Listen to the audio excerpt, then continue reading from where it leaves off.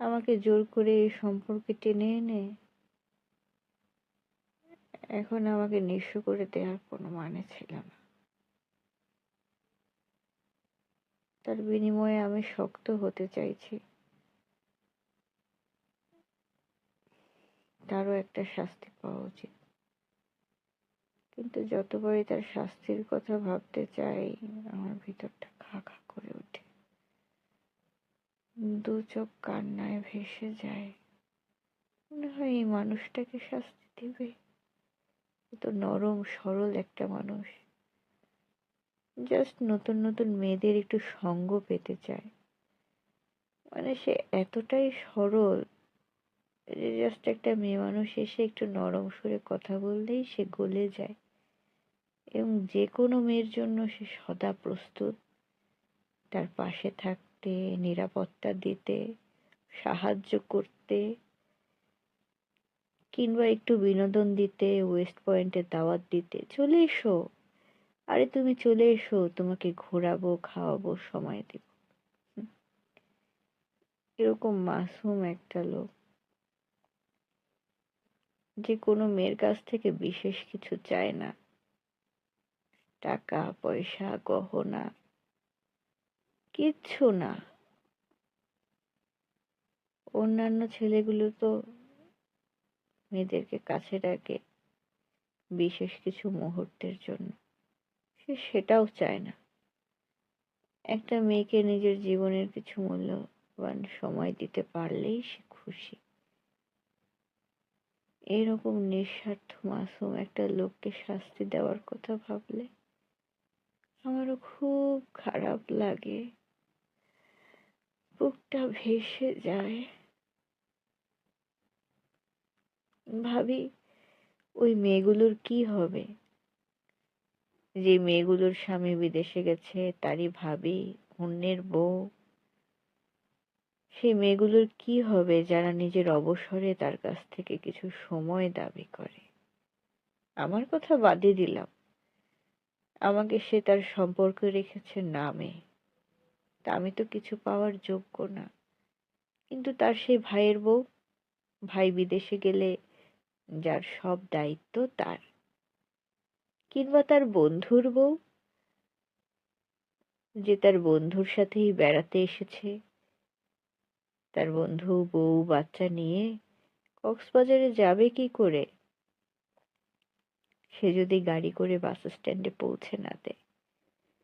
কিন্তু ঠিক সেই সময়েই আমি বাস স্ট্যান্ডে বসা, রাস্তায় জ্যাম, গাড়ি লেট করেছে, মাঝরাত, কোনো সিএনজি রিক্সা কিছু নাই।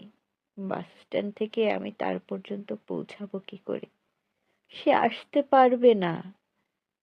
তার বন্ধু আর বউয়ের নিরাপত্তা দিয়ে তাদেরকে বাস স্ট্যান্ডে পৌঁছে দেবে, এই জন্য ব্যস্ত। কখনো আমাকে কোনোদিন বাস স্ট্যান্ডে নিতে আসেনি। কোনো বিপদে বলেছি আমার একটু সমস্যা হয়েছে, খারাপ আছি, একটু আসো প্লিজ, নাকের সামনে দিয়ে সাই সাই করে গাড়ি চালিয়ে চলে গেছে। আমার জন্য সময় হয়নি। আমিও বিরক্ত করিনি, থাক, এত দ্রুত চলে যাচ্ছে, নিশ্চয়ই ওইদিকে কোনো নারী তারই জন্য অপেক্ষা করে আছে, অন্যের স্ত্রী কিংবা বন্ধুর স্ত্রী। তাদেরকে তো আগে সময় দিতেই হবে, সময় দেওয়ার পর তারা বাড়ি ফিরবে।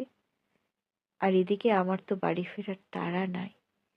আমার যে বাড়ি, আমার যে নীড়, আমার যেখানে ফেরার তাড়া,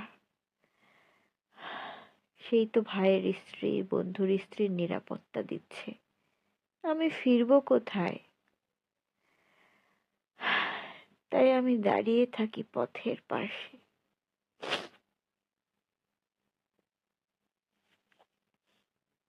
সামনে দিয়ে সাই সাই করে চলে যাওয়ার দৃশ্য দেখি, সময় গুনি, ভাবি সে আসবে, কিন্তু সময় ফুরায় না। ধৈর্য ধরি। আজ আমি বড্ড ক্লান্ত। এতগুলো চাঁদ রাত, ভাইয়ের বউ, বন্ধুর বউ, কলিগের বউ, অন্যের স্ত্রী, সবাইকে নিয়ে সুখে কাটাই।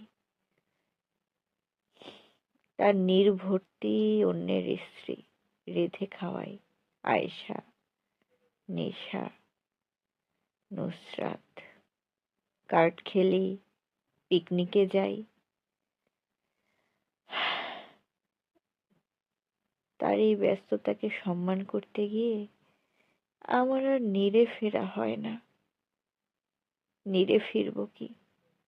ছোট্ট পাখিদেরও একটা বাসা বাঁধে, ঘর। আমার তো ঘরটাই নেই। আমার আসলে ঘর বাঁধা হয়নি।